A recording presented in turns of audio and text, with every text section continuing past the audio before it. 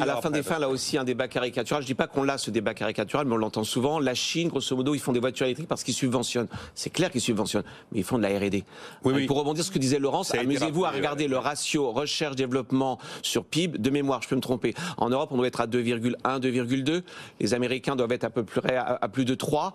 Et les Chinois, je crois, qu'ils doivent être pas loin des Américains. Au bout d'un moment, enfin, je veux dire, voilà, on peut se raconter toutes les histoires qu'on veut. Vous pouvez subventionner autant que vous voulez l'automobile européenne. Si vous n'avez pas assez de R&D, pas assez de formation, etc. Compétitivité, comme disait. Ben oui, non, mais c'est ça, on le sait. Donc j'ai toujours du mal. Je veux pas non plus que les Chinois deviennent, le bouc émissaire. Ils ont mis de l'argent et c'est pour ça qu'ils ont des voitures électriques super. Non, peut-être parce qu'ils font de la recherche-développement depuis 15 ans là-dessus. Et ils avaient l'avantage peut-être de la page blanche. Oui. C'est qu'ils n'avaient pas, la voiture thermique. Et il y a ce problème de dépendance du sentier, très documenté par les travaux notamment de Philippe Aghion. Quand vous faites du moteur thermique depuis un siècle, bah, il est logique que vous continuiez à faire du moteur thermique. Et c'est pas un hasard si c'est Tesla qui aux États-Unis a lancé la voiture électrique puisqu'il partait finalement de rien.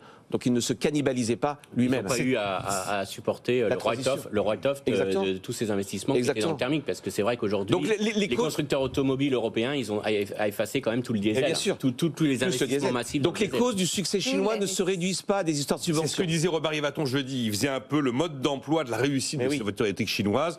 La subvention n'est qu'un aspect.